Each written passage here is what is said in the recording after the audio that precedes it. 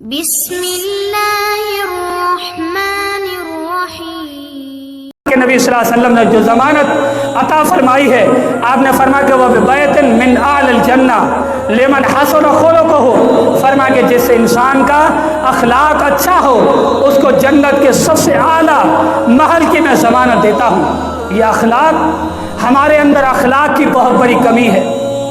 اگر مزدور ہوں، اگر چھوٹے ہوں، اگر ہم سے بڑے ہوں، کسی کے ساتھ ہم تمیز سے بات کرنے کے لیے تیار نہیں ہوتے کہ ہم سے یہ بڑا ہے، ہم سے چھوٹا ہے۔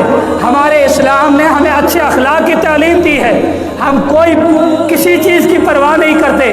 میرے بھائیوں، اپنے اخلاق کو اچھا بنائیں۔ اللہ کے نبی صلی اللہ علیہ وسلم کے بارے میں سیدہ عائشہ سے جب پوچھا گیا تھا تو سیدہ عائشہ نے فرمایا تھا کہ کان خلقہ القرآن، اللہ کے نبی کا اخلاق گویا کہ قرآن ہے۔ قرآن کی تعلیمات اللہ کے نبی کا اخلاق ہے۔ اپنے اخلاق کو اچھا بنائیں تاکہ ہمارے گھر والے ہمارے لیے اچھی گواہی دیں، ہمارے دوست ہمارے لیے اچھی گواہی دیں، ہمارے ماتحت جو نوکر ہیں وہ ہمارے لیے اچھی گواہی دیں۔ سب سے اعلیٰ جو اخلاق اس انسان کا ہے جس کے بارے میں اس کے نوکر اچھی گواہی دیں۔